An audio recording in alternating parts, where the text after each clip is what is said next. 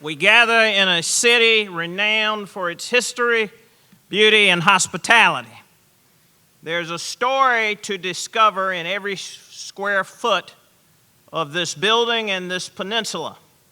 Consider this edifice designed in the 1840s as part of an inordinate passenger train depot.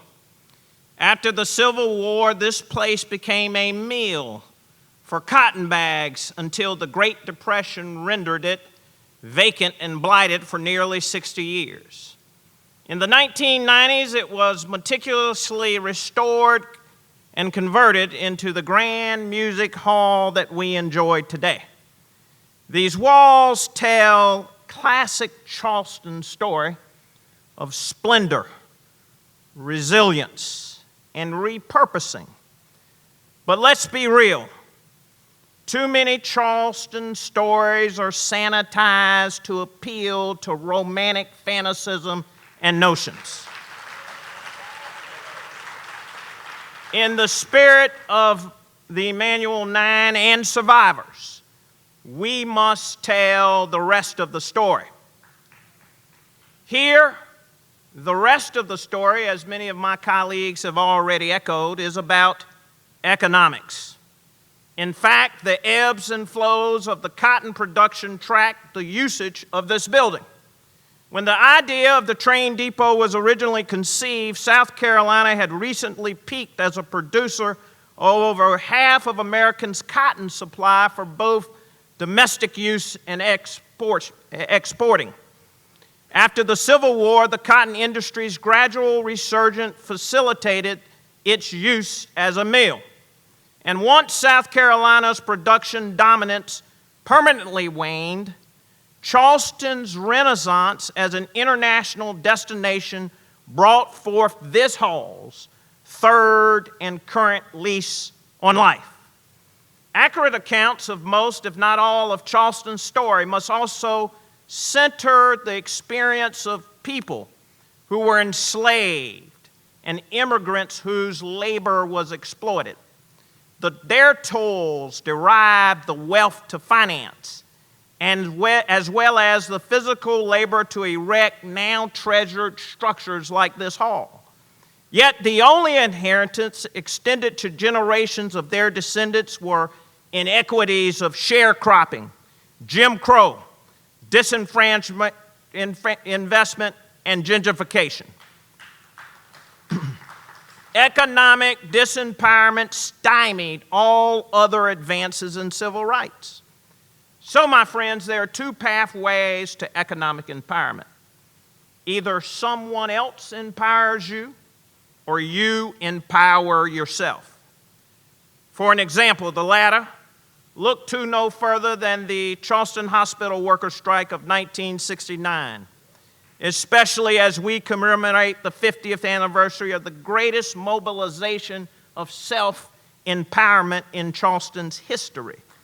Black hospital workers sought to unionize, collectively bargain for fair wages, safer worker conditions, and to end the discriminatory practices.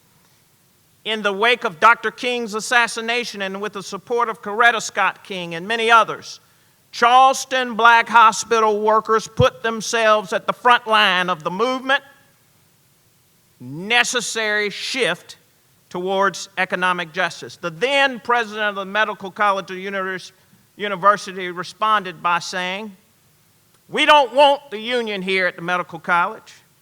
He went on to add, "It is our sincere belief that this union has nothing worthwhile or constructive to offer any of you." 50 years later, this paternalistic attitude persists, and this should come as no surprise. Frederick Douglass taught long ago, power concedes nothing without demand.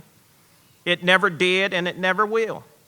Find out just what any people will quietly submit to, and then you have found the exact measure of injustice, wrong from which imposed upon them, and these will continue until they're either resisted by either words or blows, or by both. The limits of tyrants are prescribed by the endurance of those whom they oppress. Marginalized people of all income levels, races, genders, and orientations that suffer historic oppression will eventually arrive at a pivotal moment when the only choice is self-empowerment. I would simply like to mention two local matters where we must empower ourselves and make our demands clear. But to be clear, we need all of you in the struggle to help us break through. The first matter comes as the Charleston International Airport, which currently enjoys a record passenger traffic. Our airport is managed by a governmental authority, resides in a over 50% African American community, and roughly 30% of Charleston County's residents are black. Yet, how many retail spaces do you think are owned and operated by black-owned businesses? Exactly 0. When I helped ring the alarm about this glaring disparity 2 years ago, a so-called kiosk program was touted as a comparable opportunity for black-owned businesses. Yet, how many kiosks owned and operated by black-owned small businesses remain in operation today? Again, 0. We need all hands on deck to help our burgeoning airport truly reflect our community.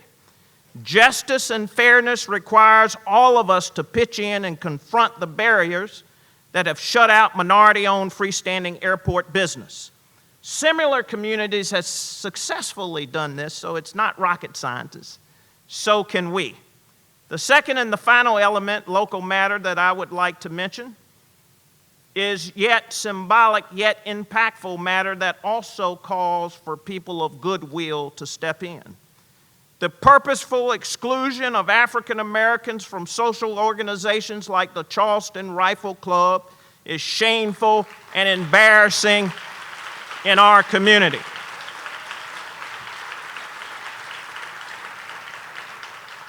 If a native Charlestonian who graduated from Portugal and earned a congressional nomination to attend the Naval Academy, if a scholar who earned a master's degree from the Citadel and an MD from MUSC, if a distinguished veteran who served in the United States military for almost 25 years, if an emergency room physician who saves lives every day, if a man of a singular accomplishment is denied membership into a social club with over 800 members, many of whom wield power in this community, just because he's black, then our community lacks the moral authority to legitimately confront the inequity stymieing people of color who live on the margins, especially those struggling to access a competitive education and a sustainable economy.